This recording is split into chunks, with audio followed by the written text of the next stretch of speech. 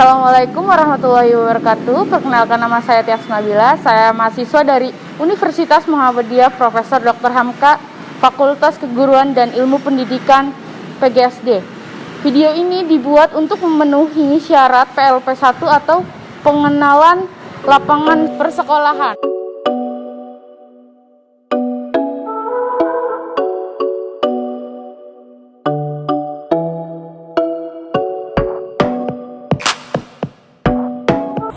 Ya guys, alhamdulillah sekarang kita sudah berada di SDN Kemayoran 07 pagi di ruang kepala sekolah dan sudah bertemu dengan kepala sekolah yaitu Ibu Endah Handayani. Baik Bu, mohon maaf untuk waktunya Bu, kami bisa wawancara terlebih dahulu Bu ya. Untuk pertanyaan pertama itu yaitu bagaimana sih Bu bentuk dan karakteristik peserta didik itu dari kelas 1 hingga kelas 6 secara menyeluruh di SD 07 ini? Baik, sebelumnya Ibu mengucapkan terima kasih dan selamat datang kepada adik-adik kita nih dari UHAMKA ya, yang hari ini datang mengunjungi SDN Kemayoran 07. Sebenarnya di SDN komplek Kepu ini ya ada 4 sekolah, yaitu SD Kemayoran 01, 07, 15 dan 16. Oh, banyak beragam ya Bu? Ya, ada 4 sekolah. 4 sekolah. Karena ini SD kompleks ya. Khususnya untuk SDN Kemayoran 07, karakteristik anak-anak yang bersekolah di sini dari kelas 1 sampai kelas 6 memang dari kalangan tidak mampu.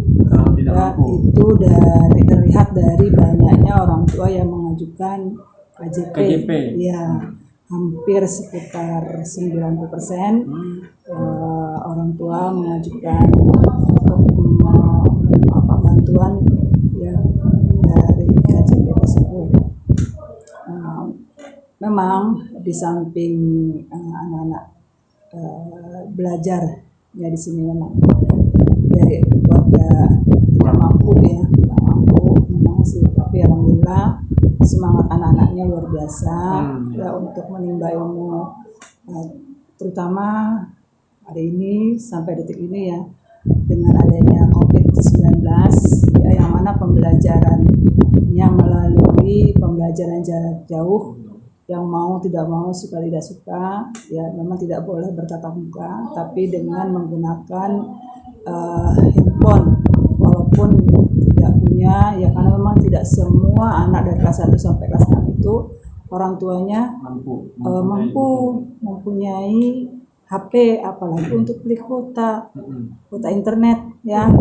Jadi banyak sekali kendalanya di sini karena memang kita karakteristik dari warga kumis ya, namanya kumuh dan miskin. Kumuh dan miskin. Karena memang dari pantauan kita survei KJP itu banyak orang tua memang yang tinggalnya satu rumah itu dihuni oleh beberapa kepala keluarga dan juga orang tuanya bekerja ya, itu dari pagi sampai ya, malah memang banyak sekali sih permasalahan ya. Tapi ya itu dia, anak-anaknya punya semangat belajar yang luar biasa. Nah, untuk kendala di masa COVID ini ya, yang pertama ada orang tua yang sama sekali nggak paham IT itu. Terus yang kedua HP-nya kan anak-anak tuh dibagi karena dibawa kerja oleh orang tuanya. Jadi untuk tugas-tugas mereka melaksanakannya di malam hari. Kemudian juga ada yang memang sama sekali mereka HP-nya itu pinjam dengan temannya atau tetangganya. Ya, banyak sekali permasalahannya. Tapi kami dengan sebaik mungkin melayani dari pada anak didik ini, yaitu kita adakan yang namanya program bantuan untuk anak-anak, terutama bagi anak-anak yang kurang memahami cara menggunakan teknologi ya, terutama HP ya. Itu karena memang untuk pembelajarannya kita menggunakan Google ya, Google Classroom yang memang sama sekali orang tua nggak paham. Yang terpenting anak-anak walaupun belajar di rumah, ya mereka belajar seperti di sekolah. Dan sampai mereka tidak melakukan aktivitas apa-apa. Begitu. Ya memang walaupun tugasnya hanya 1 atau 1,5 jam, yang terpenting mereka mendapatkan materi pembelajaran seperti layaknya mereka sekolah di sekolah ya tatap muka. Memang banyak sekali ya kendala-kendala. Tapi inilah terobosan-terobosan dengan adanya BJJ itu menjadikan guru lebih kreatif ya, dengan mengirimkan video-video pelajaran yang mereka buat sendiri atau merangkum materi-materi yang supaya anak lebih mudah mengerjakan tugas-tugasnya. Pokoknya luar biasa deh di tahun ini ya. Pertama tahun 2021.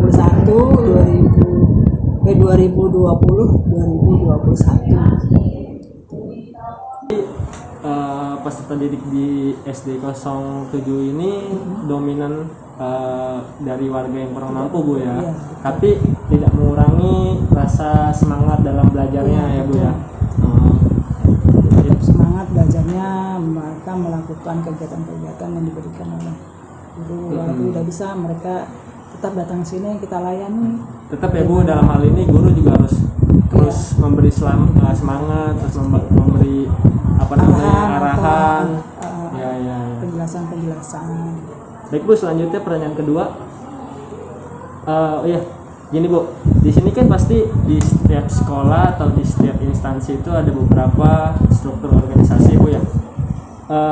Bisa di sedikit penjelasan Bu dari kepala sekolah turun ke wakil gitu Bu. Kebetulan karena di sekolah Kemayoran waktu itu hanya ada 7 rombongan belajar ya, rombel 7 rombel ya. Maka kami tidak ada wakil. Oh gitu. Ya kalau lebih dari 10 rombel, maka akan ada 1 wakil kepala sekolah. Karena kami tidak ada, karena hanya 7 rombel, maka hanya ada 1 kepala sekolah. Ya tidak ada wakilnya. Ya, untuk tugas-tugas ya. Kami itu dibagi di sini karena belum ya struktur organisasi sekolahnya ya.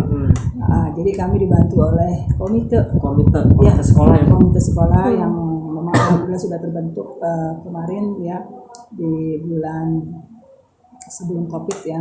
Itu sudah terbentuk, alhamdulillah ada ketua, sekretaris dan bendahara. Dan setiap kelas itu memiliki perwakilan kelas ya, yang terdiri dari ketua, sekretaris dan bendahara juga. Ya, bendahara ini berarti bukan kami meminta sumbangan, tidak ya. Bendahara ini tentunya operasional gitu Bu ya. Oke baik Ibu, jadi pertanyaan yang selanjutnya saya ingin bertanya tentang peraturan dan tertib di sekolah ini apa saja ya Bu?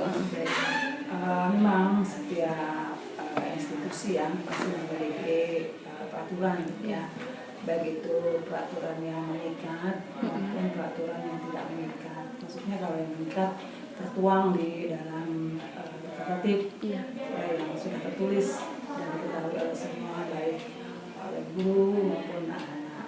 Ada juga peraturan yang tidak tertulis ya, yang mana harus dipatuhi oleh setiap peserta didik ya, dan keluarga besar di SD Kemayoran ini. Untuk tata tertib biasanya kalau sekolah kami memang sudah tertulis ya itu di dalam peraturan sekolah ya.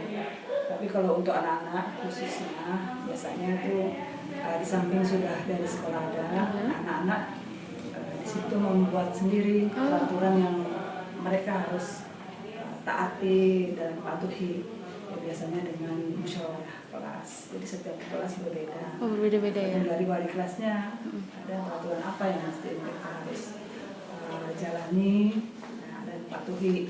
Gitu. Tata tertib sekolah pasti ada. Jadi ada tata tertib sekolah, ada tata tertib kelas. Biasanya di sekolah ini itu mengeluarkan tata tertib atau peraturan baru setiap di ajaran baru atau tidak Bu? Iya. Mengeluarkan baru. Biasanya kami ada penambahan ya, Iya. atau yang sudah baik mungkin kami tetap lakukan, yang belum baik atau perlu penambahan pastinya kami akan lakukan ya. Iya. Jadi, contohnya untuk tahun ini rencananya tata tertib yang kami buat yaitu anak-anak diwajibkan untuk membawa makanan tempat makan sendiri, Iya. tempat minum sendiri. Jadi kami tidak menyediakan ya anak-anak tuh menggunakan sampah apapun yang bawa dari rumah. Mengurangi. Ya, untuk mengurangi sampah. Jadi anak-anak diusahakan untuk bawa alat makan sendiri. Nah ini nanti masuk ke dalam tata tertib yang nanti ada punishment-nya atau ada hukumannya yang kalau memang mereka sudah masuk tata tertib ya. Iya. Oke, baik. Pertanyaan selanjutnya ya Bu ya. Ini tentang upacara bendera Bu.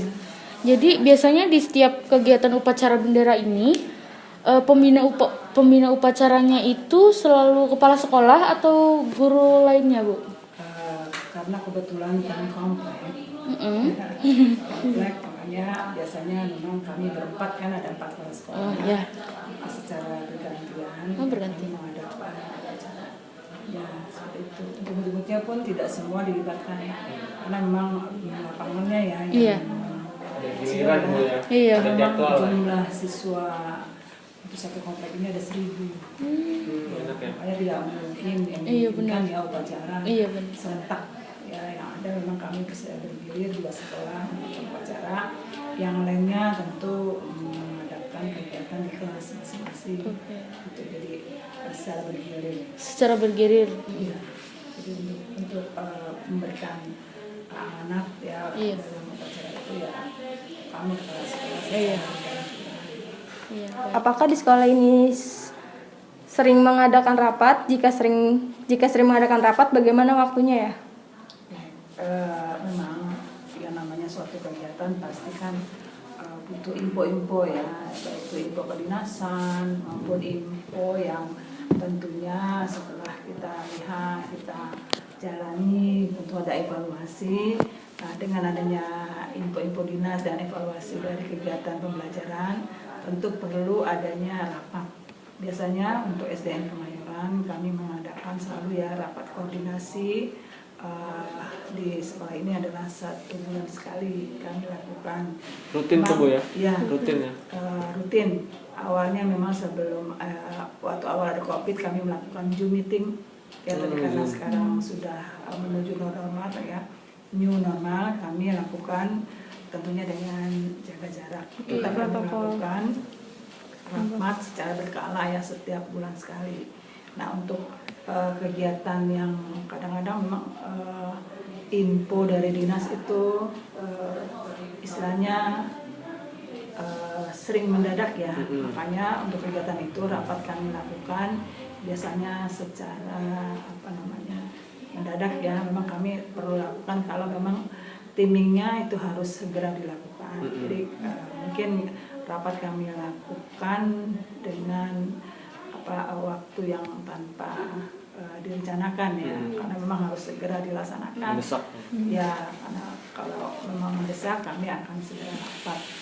Tapi setiap bulan kami selalu rutin mengadakan kegiatan rapat ya, tentunya untuk info-info dinas ataupun untuk evaluasi dari kegiatan belajar yang sudah dilaksanakan oleh Bapak dan Ibu. Dan tentang misalnya kendala apa yang dialami, kemudian kegiatan apa yang harus mesti dilakukan, ya solusi-solusi yang harus tentunya diambil ya untuk kegiatan dan kebaikan dari pendidikan. Itu kan rapat yang rutin itu untuk mengulas evaluasi aja Bu ya? Iya, Apakah ada rancangan program ini ke depan sekolah kita mau mengadakan apa Ya, gitu? biasanya untuk kegiatan itu kami lakukan di saat setiap 1 semester sekali. Oh ya, ya. Itu jadi rencana ke depan itu kami lakukan di dalam namanya kegiatan rapat kerja. Ya, selama 2 hari kami lakukan. Kemarin alhamdulillah sudah ya, kami sudah buat kurikulum, merevisi namanya kurikulum ya. Kurikulum kami revisi, di situ di kurikulum apa saja yang dijabarkan, tujuan-tujuan dari sekolah ini yang tentunya harus dicapai ya. Di situ juga di dalamnya ada visi kami, misi dari sekolah, dan juga tujuan yang dicapai dari sekolah ini. Itu kami lakukan di awal tahun pembelajaran, ya, tahun ajaran baru ya kemarin. Alhamdulillah sudah terrealisasi, sudah terbentuk ya kemarin. Oke, selanjutnya pertanyaannya Bu, sebelum memulai pelajaran kan biasanya ada briefing ya. Ya. Nah itu tuh apa aja sih yang dibahas dalam briefing itu? Ya, biasanya sebelum kita melaksanakan pembelajaran ya, paling kita pertama meminta pada teman-teman satu untuk selalu membuat perencanaan ya di dalam pembelajaran. Yang kedua, melaksanakan kebaikan-kebaikan serta pembiasaan-pembiasaan yang dilakukan oleh anak-anak ya, seperti 5S, sapa salam, sopan santun ya. 5S ingat ya. Senyum dulu ya. Senyum, sapa, salam, sopan santun dibiasakan ya, supaya anak-anak juga punya rasa empati, rasa saling menghargai. Itu biasanya kami lakukan sih. Dan juga untuk awal mengajar, biasanya teman-teman tuh diminta untuk melakukan evaluasi yang nantinya bisa dilakukan ya, kita sharing bareng-bareng bagaimana solusi pelajaran. Di dalam briefing itu ada kayak macam kegiatan ice breaking nggak sih Bu? Untuk menyemangati setiap guru atau staff-staff gitu. Biasanya kan kalau di setahu saya di perkantoran atau instansi itu ada ice breaking ya Bu ya. Kalau di sekolah konsentrasi juga nggak ada ya. Nggak ada ya Bu ya? Kalau guru nggak ada. Menyampaikan aja kepada teman-teman, yuk semangat. Jadi memberikan motivasi, menanyakan nanti bila menemukan hal-hal yang di dalam pembelajaran ada hal-hal yang kurang bisa dipahami, nanti kita sampaikan. Disampaikan. Pertanyaan selanjutnya, gimana sih pelaksanaan kegiatan intrakurikuler, kokurikuler dan ekstrakurikuler di sekolah ini? Kalau intrakurikuler tentunya kita berpatokan pada kurikulum yang sudah dibuat ya, dan struktur dari jam belajar yang memang sudah tersedia di kurikulum ya, seperti jam-jamnya ya untuk kelas 1, 2, 3, 4, 5, dan 6 masing-masing memiliki jam belajar yang berbeda ya, sesuai dengan tingkat usia. Alhamdulillah tentunya untuk guru-guru sebelum belajar mengarah pembelajaran ya, membuat suatu perencanaan ya dengan yang namanya RPP ya, rencana pembelajaran, pelaksanaan pembelajaran. Karena memang di RPP itu ada kegiatan yang awal, kegiatan inti, dan juga akhir. Karena memang harus selesai dalam 1 hari ya, sesuai dengan tema yang ada di tersebut ya, sesuai dengan tema pada hari itu pembelajarannya apa. Jadi untuk intra ya insya Allah alhamdulillah ya dilaksanakan, tentunya berpatokan kepada kurikulum ya, berpatokan pada silabus yang sudah ada yang dijabarkan di dalam RPP. Itu kalau kegiatan intranya ya sudah tertata. Kalau untuk kokurikuler memang bagi anak-anak yang kurang dalam pembelajarannya, biasanya kami mengadakan remedial. Ya, remedialnya biasanya waktunya bisa setelah anak-anak belajar ya, atau dengan durasi waktu sekitar setengah jam ya, sampai anak itu benar-benar menguasai materi ya yang belum mereka pahami. atau bisa juga di luar jam seperti mengadakan kelompok belajar ya di hari-hari tertentu. Misalnya kalau memang tidak tiap hari biasanya ada jadwal tersendiri. Jadi masing-masing guru itu berbeda-beda ya, tergantung dari tingkat kesulitan yang dihadapi oleh anak-anak. Ya misalnya mata pelajaran bahasa atau PKN atau matematika, tergantung dari yang belum dikuasai oleh anak-anak. Biasanya anak-anak mendapatkan penambahan materi pelajaran di luar jam belajar. Kalau ekstrakurikuler kami memang di sekolah ada beberapa ya yang paling penting ya, dan utama adalah ekstrakurikuler pramuka. Ekstrakurikuler pramuka itu wajib bagi semua sekolah itu wajib melaksanakan pramuka ya, ekstrakurikuler pramuka. Memang banyak sekali manfaat yang didalami atau yang terkandung dalam pembelajaran ekstrakurikuler pramuka. Dan untuk yang lain kami ada marching band. Marching band yang dilaksanakan memang biasanya hari Rabu pelaksananya setelah jam belajar. Dan juga ada marawis ya, marawis setiap hari Jumat ya, bagi anak-anak yang memang nggak semua anak ya ikut kegiatan marawis. Jadi anak-anak yang memang mempunyai hobi bernyanyi ya juga ya, itu. Kemudian juga ada eskul futsal dan putra ya, dilaksanakan setiap Sabtu.